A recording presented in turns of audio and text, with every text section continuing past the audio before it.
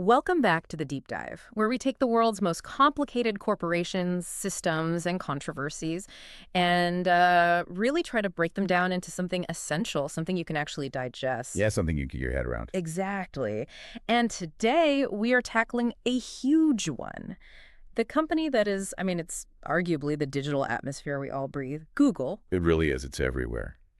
Just stop for a second and think about the sheer scale of this thing. We use Google search, obviously, but we also rely on Gmail.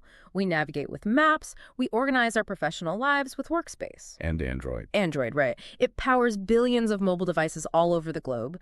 This one corporation handles, something like 3.5 billion searches every single day.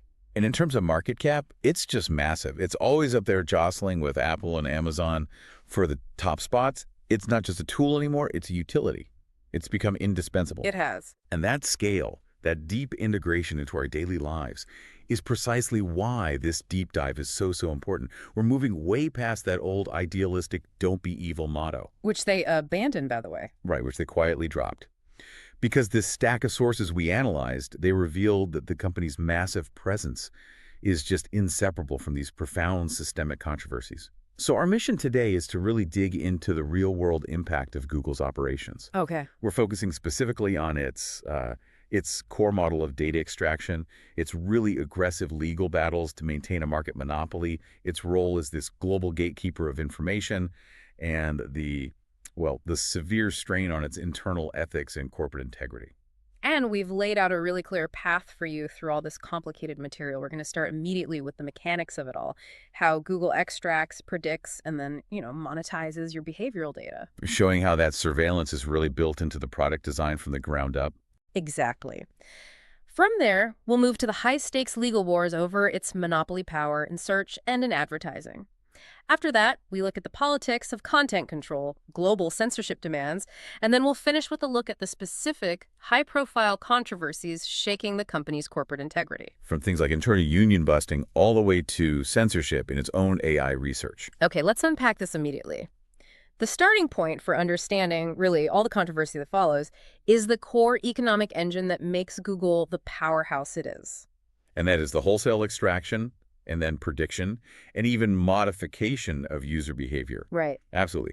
To really grasp Google's business model, you have to understand this concept of surveillance capitalism. Yeah. It's a term that was coined by the academic Shoshana Zuboff. And her analysis suggests this goes way beyond just, targeted ads. Way beyond. That's just the public face of it. She argues that Google's model is actually a rogue mutation of capitalism. In this system, the product isn't you, the user, or even the ad space. The product is certainty. Certainty. What do you mean by that? It's certainty that is then sold to their business customers. And this certainty is derived from these massive, unique pools of behavioral data that only Google has. So who's buying this certainty? Well, think about it. It's companies buying guaranteed certainty about a consumer's creditworthiness for a loan, or a certainty about your risk level for an insurance rate, or even the certainty needed to calculate the absolute maximum price a specific person can be forced to pay for an item online. So it's not just passively predicting what I might do based on my past searches. It's an active economic force that's trying to influence what I should do. Exactly. To make those predictions come true for the company that paid for the certainty, Zuboff calls this behavioral modification. The entire digital architecture is designed not just to record behavior, but to, and this is her phrase, tune and herd and shape and push us in the direction that creates the highest probability of their business success. That is a crucial distinction. It's moving from just watching to actively influencing. It is. And we've seen evidence of this in other similar surveillance models. One of our sources pointed to studies done by Facebook, where they ran these massive-scale contagion experiments back in 2012 and 2013. Right, I remember this. They wanted to see if they could affect real-world emotions and behavior just by tweaking users' news feeds. And one of the results was they were able to potentially increase voter turnout by hundreds of thousands of votes. All without the user ever knowing they were part of an experiment. Exactly. It completely bypassed user awareness or consent. That is the power of behavioral modification. It's about manufacturing the desired outcome. That is a powerful and frankly pretty unsettling way to frame what Google's true product is. So let's get into the specifics of how they collect this data, specifically location data, because this has led to some massive legal battles. It really has. And these court cases show a clear internal awareness of just how deceptive these practices were. The sources lay out findings that led to some big consequences, right? Like a nearly $40 million settlement with Washington State. Yes, and an ongoing lawsuit from the Arizona Attorney General. And the core allegation wasn't just that they were collecting the data.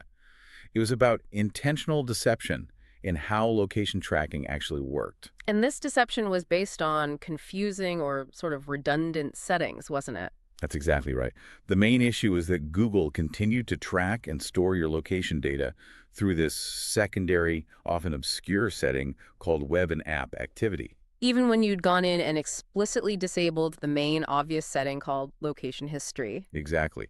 For any normal user, turning off location history means stop tracking my location. But the tracking just kept going, buried somewhere else. And the documents that came out during these lawsuits were pretty revealing. Incredibly revealing. They showed this wasn't an accident. It was a known operational complexity.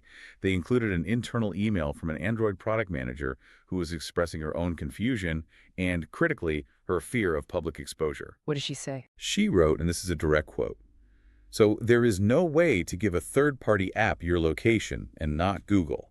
This doesn't sound like something we would want on the front page of the NYT." Wow, that's an internal admission. They knew their privacy controls were designed to fail the user and protect their data collection? If a product manager inside the company is confused by the complexity, what chance does the average user have? None. Absolutely none. But the rabbit hole goes even deeper. The legal documents also revealed the existence of this highly confidential internal tool dating all the way back to 2009 called IPGO. IPGO. And this wasn't about settings at all, was it? No, this was specifically designed to use data you can't control, like your IP address, to predict users' locations and then share that predicted location across all Google products. And it operated completely independent of all user settings. So let me get this straight. Even if a super technical user managed to find and turn off location history and web and app activity, IPG was still just humming along in the background, figuring out where you lived. That is precisely what the expert witnesses concluded. One of them, a guy named Colin Gray, he noted that even if every setting on an Android device were disabled, Google would still collect a user's location data through IPGO. It was a hardwired bypass. Unbelievable. And the internal warning they attached to the presentation about this tool back in 2009, it leaves no doubt. It said, imagine an article titled, "Google knows where you live because it spies on you in the NYT. You've been warned." They knew. They knew it was explosive and potentially illegal from the very beginning. That level of intentional self-awareness really makes the whole argument about dark patterns, manipulative interface design, more than just a theory. It makes it a legal fact in many places. Gray, the expert who studies dark patterns, he cited Google's confusing terminology and the use of opt-in by default as just prime evidence of these manipulative techniques. And Google's defense was what? Well, their expert witness tried to argue that the arrangement of the privacy screens still offered control, but the sheer complexity, and especially those internal emails, they just suggest otherwise. The interface seems to have been structured specifically to maximize data collection while creating the illusion of control. Okay, so moving on to how they make money from all this. Google is always so careful to say that it doesn't sell your data. So how does that legalistic game actually work? It works through this incredibly convoluted and purposefully opaque process called real-time bidding, or RTB. It's what allows Google to be the auctioneer without ever technically transferring a raw file of names and addresses. And they're integrated at every single step of this process. Every critical layer. Through their ad products like AdMob for mobile apps and Ad Manager for websites, when you load a website or open an app, Google's code just springs into action. It sends out this rapid bid request into a huge global ecosystem. And what's in that request? A massive fire hose of personal data. Your device ID, your precise geolocation, demographics like age and gender, and all these detailed behavioral interests from your search and YouTube history. And this data packet goes to hundreds of authorized buyers. Exactly, which are these platforms representing thousands of different advertisers. And this happens in billions of ad auctions every single day, all in milliseconds. Advertisers bid for the right to show you an ad specifically tailored to that unique profile attached to your device. And Google gets paid for facilitating the winning bid. Right.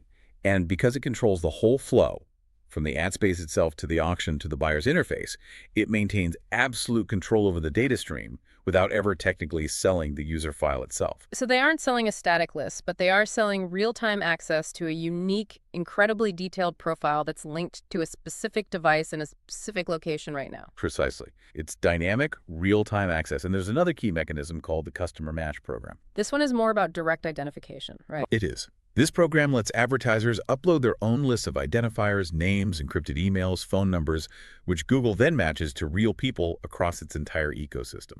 Gmail, YouTube, Android, you name it. And then they serve the ads to those people. Yes, but the key is that the advertiser then gains new intelligence about who engages with those ads, which ones you click, which videos you watch, and Google gets paid for providing those direct pipelines to real humans. It's a very sophisticated system for sharing identity-linked data for profit, while always maintaining that they don't sell your raw data. We have to bring up one of the earliest and most shocking examples of this boundary-pushing behavior, the Street View controversy. Ah, yes, this was a global PR disaster for them between 2006 and 2010. While those Street View cars were driving around taking pictures of cities in over 30 countries, they were also secretly collecting data packets transmitted over unencrypted Wi-Fi networks. And what was in those packets? We're not just talking about network names. No, we're talking about what Google internally called payload data. In some verified cases, that meant incredibly sensitive stuff. Emails, passwords, bits of web pages, even financial information. It was an astonishing scale of data collection, about 600 gigabytes of intensely private information. And their excuse was that it was an accident. They claimed it was inadvertent, a programming error. But that explanation was pretty quickly challenged by regulators all over the world. The consequences were clear signals of wrongdoing. European regulators fined them. France fined them 100,000 euros. And in the U.S., the FCC got involved. Right, and the FCC fined them $25,000. But significantly, that fine wasn't even for the snooping itself. It was for Google's active obstruction of the investigation. The FCC said they deliberately delayed handing over internal emails and other critical evidence. And that anecdote about the couple in Pittsburgh who sued over the picture of their private road, that really highlights the whole conflict, doesn't it? The boring v. Google case. Yeah. They sued because the Street View car photographed their home on a private road. Initially, a court ruled against them, saying the image itself wasn't highly offensive. But that got reversed, didn't it? Partially, yes. A judge eventually determined that Google was an intentional trespasser. The company was ordered to pay a symbolic fine of just $1. But the importance wasn't the money, it was the precedent. Right. It showed that even if the data you capture, in this case, a photo, isn't deemed legally offensive, the method of collecting it, entering private property without permission, that was a legal violation. It was a signal that Google couldn't just bulldoze through established laws of physical space. Okay, so we've established this business model. It's rooted in aggressive data collection, often in these legal gray areas. Exactly. That's the engine. So now let's shift gears a bit and look at the next layer of controversy, which is the argument that this economic dominance isn't just good business, it's actually an illegal monopoly that strangles competition.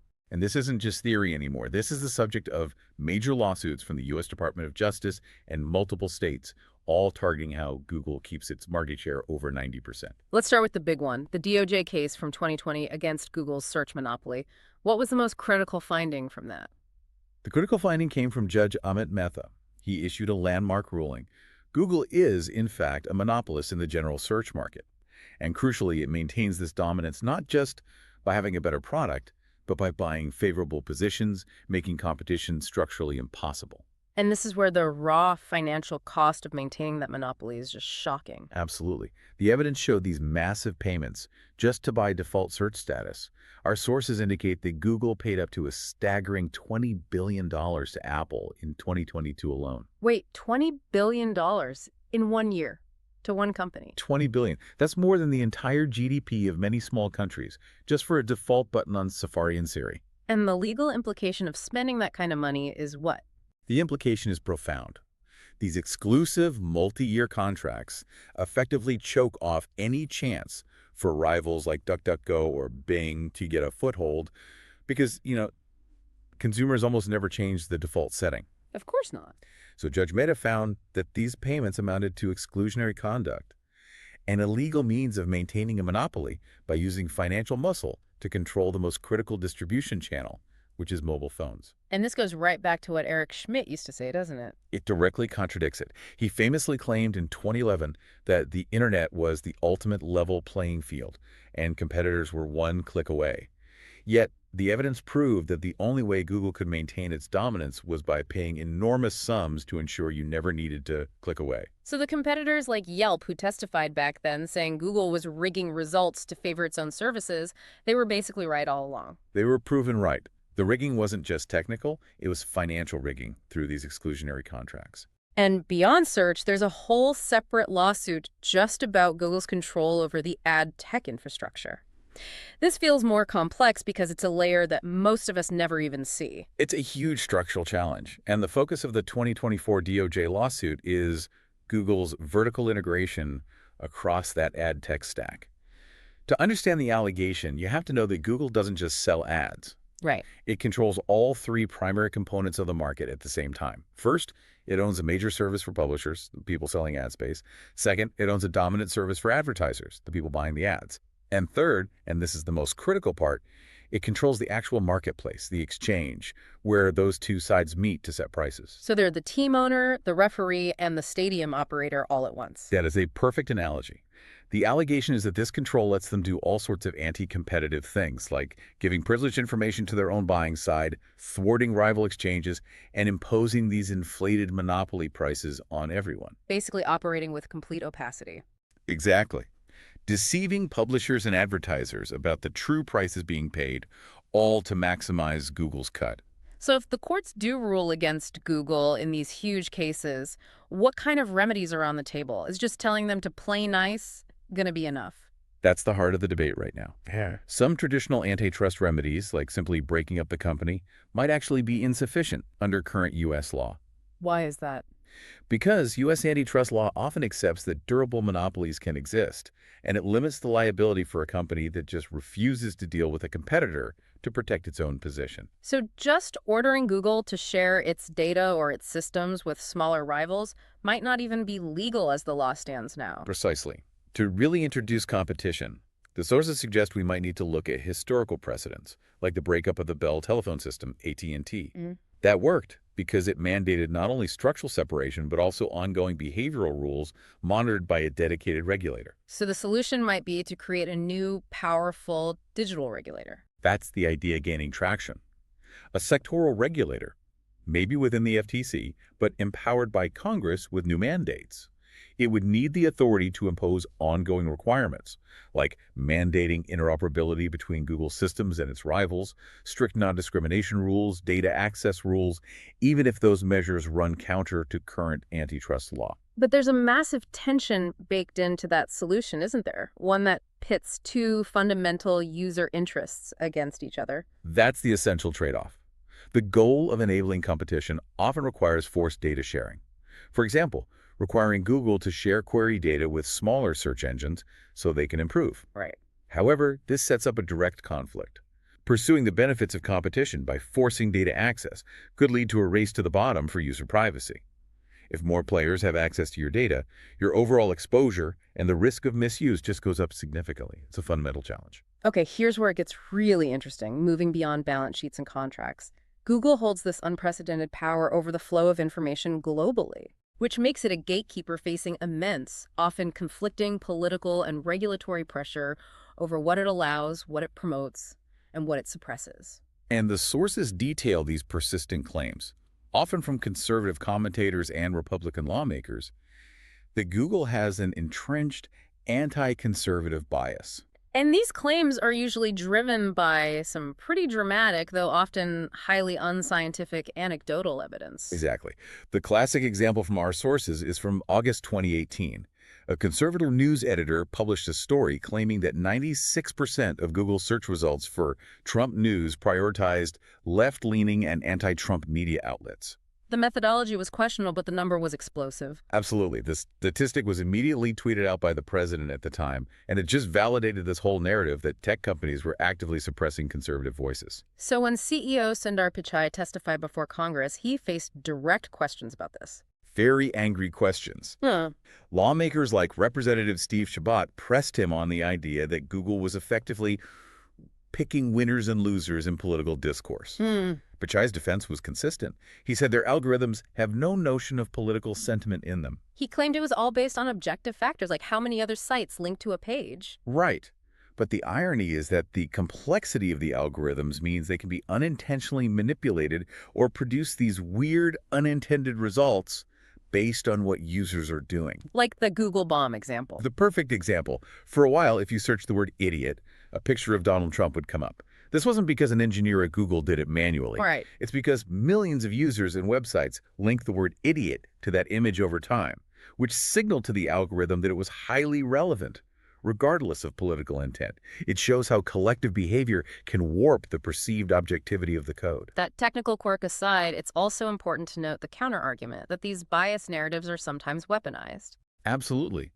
Some analysts argue that figures who've been banned for hate speech, like Alex Jones, cynically use this narrative of anti-conservative bias as a kind of false flag. To legitimize their content. Exactly. To cloak toxic content under the guise of conservatism and claim they're victims of political censorship, not just rule-breaking behavior. But regardless of that domestic debate, Google is clearly making profound content decisions under pressure from governments all over the world. We need to look at the scale of these global censorship demands. The numbers are truly staggering. Government requests for content takedowns have more than doubled since 2020. Globally, Google has identified 5.6 million individual items of content that has been named for removal. Which confirms that Google is effectively an unregulated global political agent. No question. And the geographic distribution is very revealing. Russia accounts for over 60% of takedown requests since 2020, often targeting content that's critical of the government or supportive of Ukraine. And that led to that symbolic fine, right? A completely symbolic fine in October 2024, when a Russian court imposed a fine of $20 decillion, a meaningless number on Google, for blocking pro-Russian YouTube channels. It just highlights how impossible it is to navigate these demands. And Google has a history of engaging in state-level censorship to access huge markets like China. That's right. They operated a censored search engine in China from 2006 to 2010, agreeing to self-censor topics the CCP deemed sensitive. Even after they pulled that service, they've still facilitated requests to remove certain things, like anti-state protester videos. And beyond geopolitics, Google's own automated policies have led to some horrifying accidental censorship cases affecting regular people. Absolutely. The inflexibility of the system is the problem. Our sources list cases like an early decision to refuse to run anti-abortion ads from a Christian group in the UK, a decision they later reversed after a lawsuit. And there was a more recent chilling example. In 2022, yes.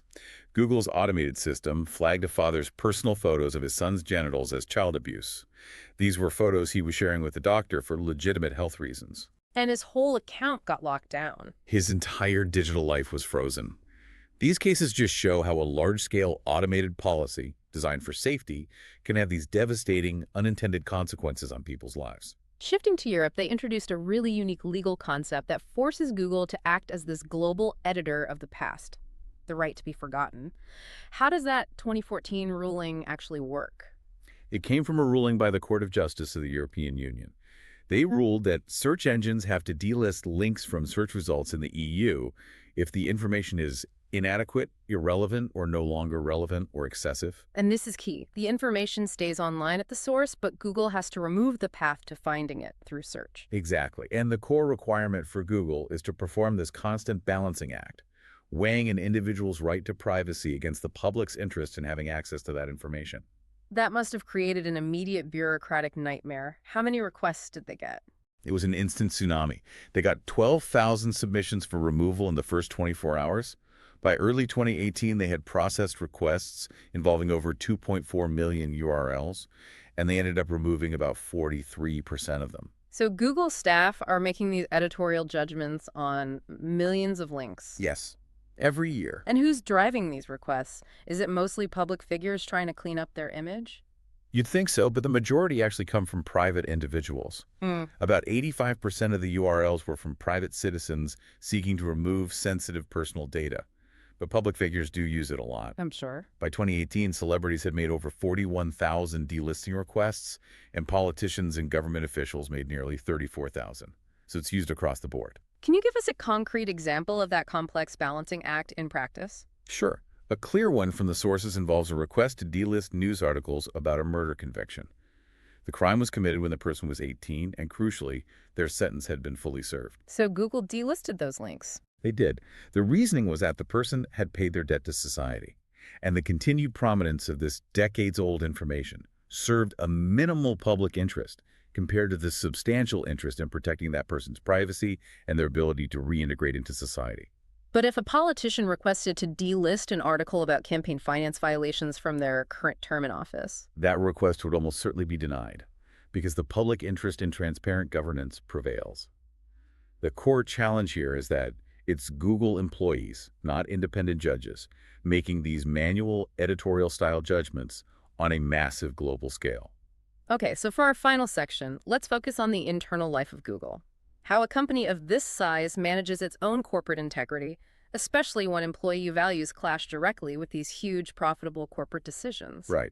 And back in late 2019, CEO Sundar Pichai even admitted publicly that the company was genuinely struggling with internal employee trust and transparency. So what concrete examples of labor tension and anti-organizing efforts do the sources reveal? Well, the tension is pervasive, and it often centers on employees organizing against these morally contentious corporate contracts.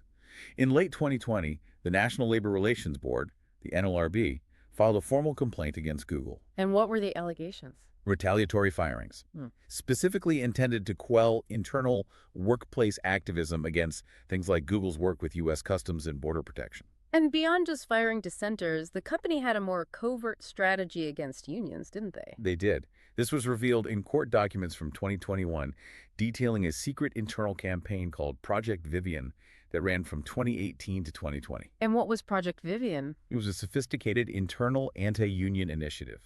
The goal was clearly defined to convince employees, often through carefully crafted messages, that unions suck. They hired external consultants and developed extensive materials just to thwart organizing efforts. And this allows them to keep their massive workforce, especially the high-value tech workers, unorganized. It maximizes corporate control. And we saw this same mechanism at play more recently with the mass layoff of contractors working on Google's core AI products in late 2025. Explain that. How does Google use the contractor system to avoid labor responsibility? Over 200 AI subcontractors were laid off shortly after they formally complained about low pay and poor working conditions. Google was very quick to emphasize that these people were not their employees. They were employees of third-party contractors, like a company called GlobalLogic. Exactly. The official line was that those third-party employers were responsible for pay and working conditions. This structure is a deliberate tactic that allows Google to shift legal and ethical liability to someone else, even though those workers were essential to its core billion-dollar AI development. Google has always relied on this reputation for scientific freedom, but that has been severely damaged recently by allegations of research censorship, especially in the critical field of AI. This really centers on the high-profile and very controversial firings of leading AI ethics researchers Timnit Gebru and Margaret Mitchell. Gebru was terminated in December 2020 after a major dispute over a paper she co-authored. That paper detailed the critical ethical and environmental risks of large language models, or LLMs. Which are the foundational technology for Google's entire future business strategy. The whole thing. Generative AI, everything. Gebru alleged she was asked to retract the paper because its findings were inconvenient and potentially damaging to Google's image and stock price. Mitchell, her co-lead, was fired shortly after. And this was seen by many as a clear warning. It was viewed by thousands of academics and employees as direct retaliatory firings, a warning that any research threatening the core commercial product will be suppressed. And this wasn't an isolated incident. The AlphaChip whistleblower case presents another instance of alleged scientific misconduct aimed at securing a big deal. That case involves Satya Chatterjee, a research scientist fired in 2022. He was working on a new AI chip design platform, AlphaChip, and he refused to publish a paper that he believed contained questionable performance claims. He said the benefits were exaggerated. That's right. And his refusal came right when a potentially massive cloud deal involving that technology was on the line. He alleged that he believed it would have been unethical to imply that we had revolutionary technology when our tests showed otherwise. And the subsequent legal and academic actions seem to validate his claim? They did. He filed a wrongful dismissal lawsuit under whistleblower protection laws, and a California judge allowed it to proceed.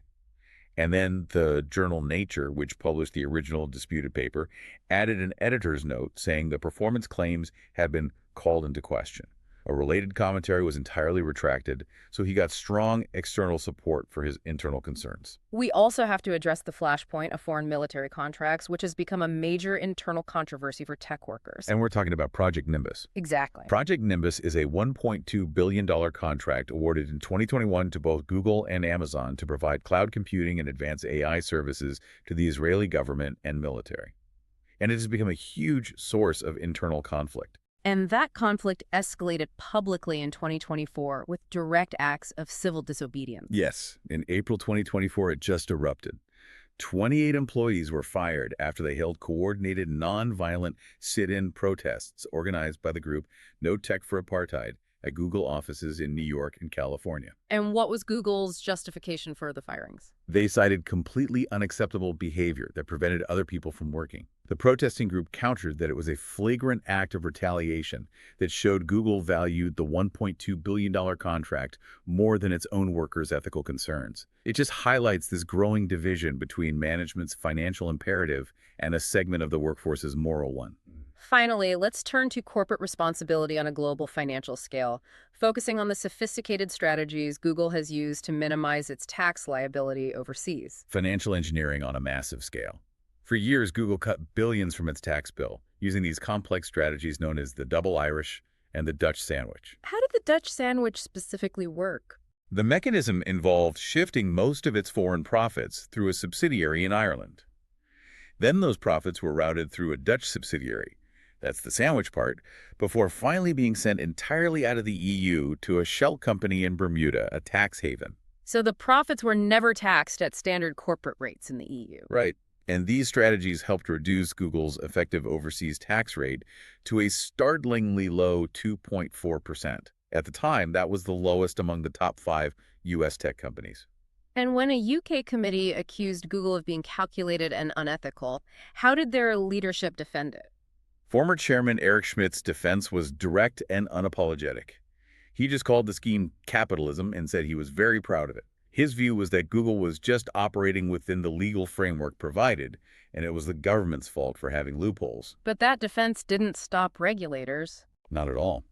In 2016, after years of intense public pressure, Google agreed to pay £130 million in back taxes to British authorities.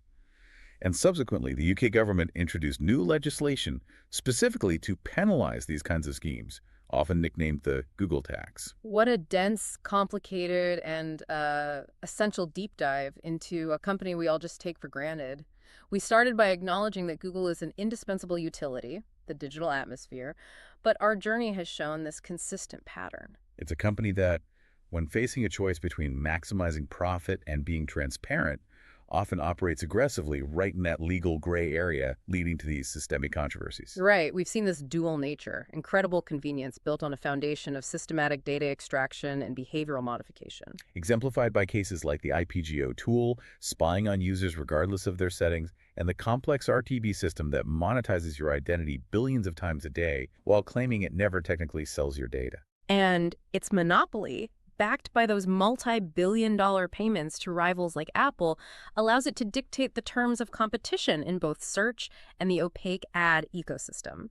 And then you have all the external pressures of content control, forcing it to make these profound, sometimes arbitrary editorial decisions about what information is fit for the public. Whether that's in response to Russia's demands or a request under the right to be forgotten.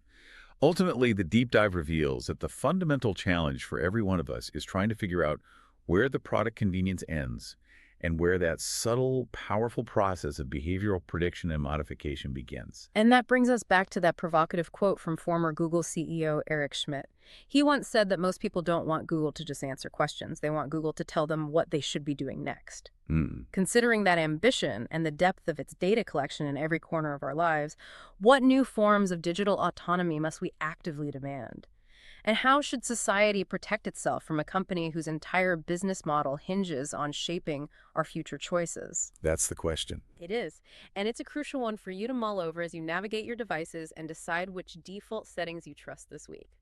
We'll see you next time on The Deep Dive.